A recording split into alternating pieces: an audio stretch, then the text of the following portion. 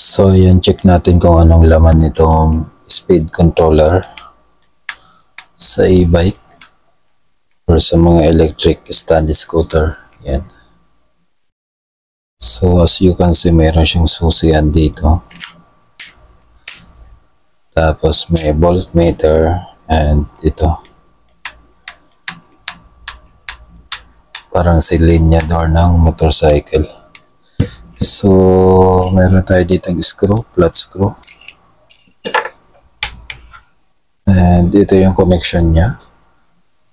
So, merong blue, yellow.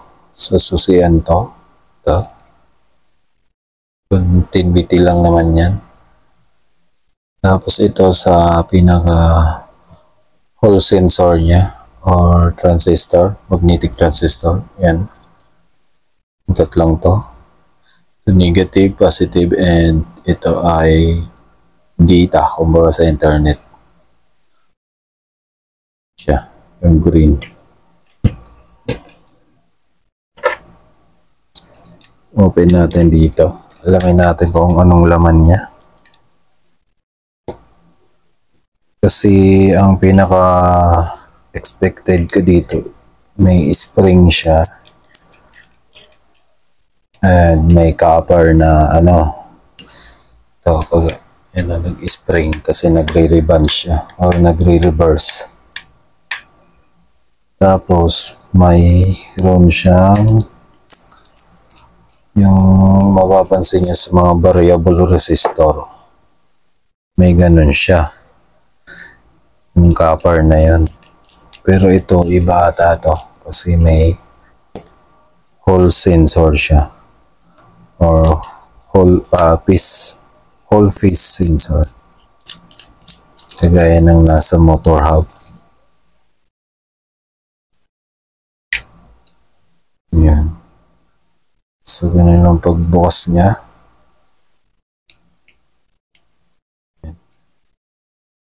Mali na gano'n lang tayo ng 5 tornilyo. So ito yung kanyang susian. So, andito na din yung kanyang susian niya, yung ground niya is common na din yung common na din yung pinaka-negative niya. So, ito. Yung black niya is siya na yung negative side. Naka lang siya doon. Tapos itong ating voltmeter, andito na din siya nakakonect sa susian. Yan. Yung kulay orange na yan. So, tanggalin lang natin to. Dismantle natin. So, yan. Ganito lang pala kalit to.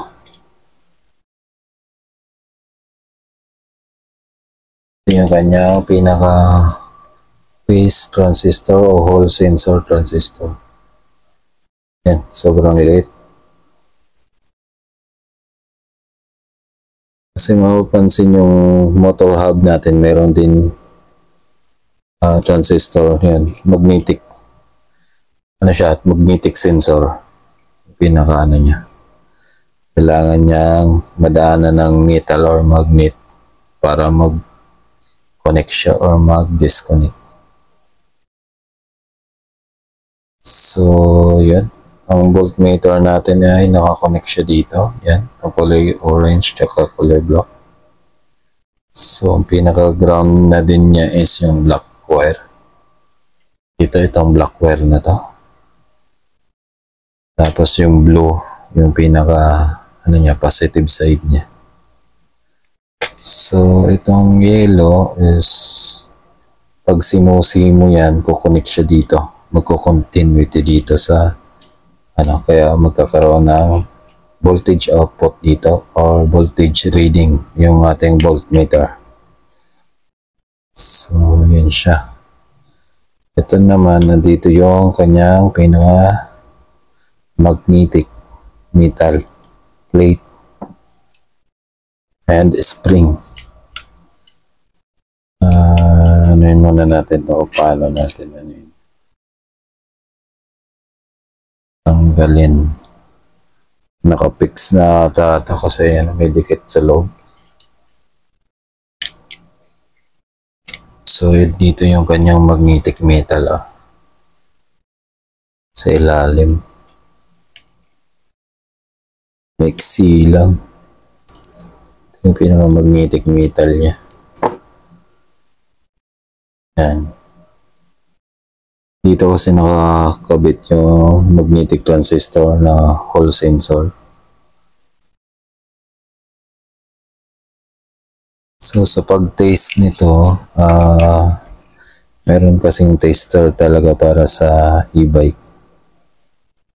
Nandito yung kanyang negative side, tapos positive side. Tapos dito dapat ko-connect siya. Iilaw yung, pag nag-connect tong positive dito sa green, iilaw yung kanyang lights or yung continuity niya dadaloy. Kaya siya kaya siya umaandar. So hihina, lalakas yung continuity.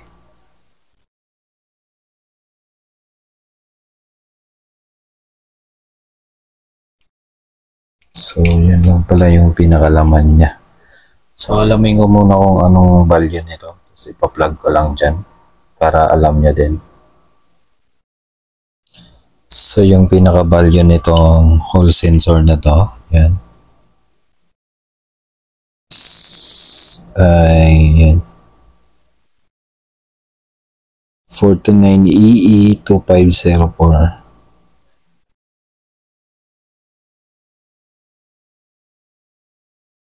Yan, ito siya. 49EE2504.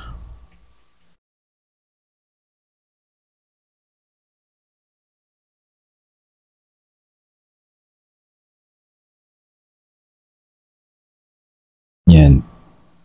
49EE2504.